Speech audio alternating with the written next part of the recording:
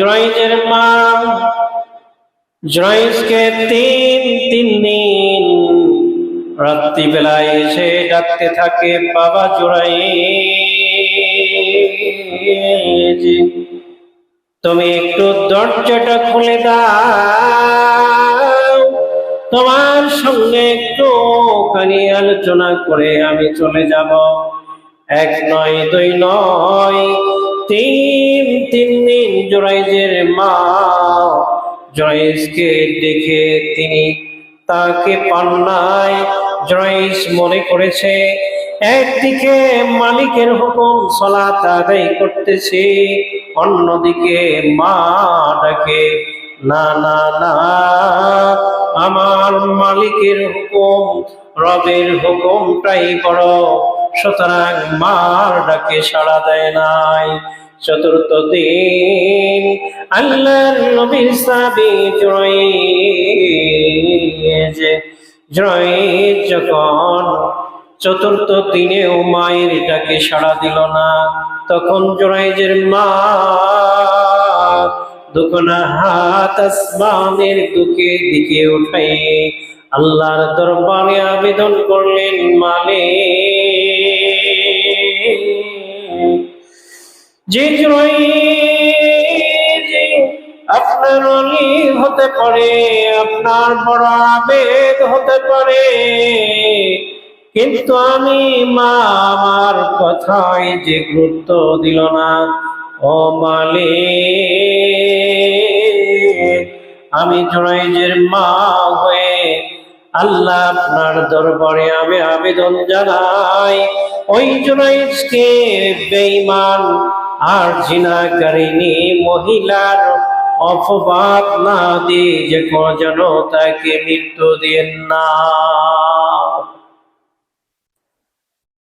সম্মানিত উপস্থিতি, মুসল্লিয়ান কিরাম, হাত তুলে দোয়া করলেন না হাত ছেড়ে? কথা বুঝেন নাই? হাত তুলে না হাত নিচে নামে? হাত তুলে। এই জন্য হাত তোলার একটি বিশেষ বৈশিষ্ট্য রয়েছে, বিশেষ গুরুত্ব রয়েছে। আল্লাহ রাব্বুল আলামিন মারিফুল কোরআনের মধ্যে রয়েছে, তাফহিমুল কোরআনের মধ্যে রয়েছে, সূরা মুমিনুনের 60 নং আয়াতের ব্যাখ্যার ভিতরে রয়েছে, যার দুখানা হাত আছে আল্লাহর দরবারে দোয়া করলে হাত উঠাই দোয়া করতে হবে, আল্লাহর এটা আবেদন। যার হাত নাই তার কাছে আল্লাহর কোনো দাবি নাই। তাহলে দোয়া করার প্রথম সিস্টেম হচ্ছে হাত উঠাইয়ে দোয়া করা। জুরাইজের মা আল্লাহর দরবারে হাত উঠাইয়ে দোয়া করলেন, সঙ্গে সঙ্গে বিদ্যুতের তার চাইতে ত্বরান্বিত গতিতে জুরাইজের মায়ের দোয়া আল্লাহ তাআলা কবুল করে নিলেন। জুরাইজ একটি খানকা ঘরে ইবাদত বন্দেগী করে, ওই খানকা ঘরের পাশে একটি রাখাল, ছাগলের রাখাল বসবাস করে। এই রাখাল দেখে জুরাইজ বড় বুজুর্গ, এলাকার মানুষ তাকে অনেক সম্মান শ্রদ্ধা করে, অনেক সম্মান ইজ্জত করে। আর জুরাইজ বড় আল্লাহর ওলি। এই সুবর্ণ সুযোগে ওই ছাগলের রাখালটি ওই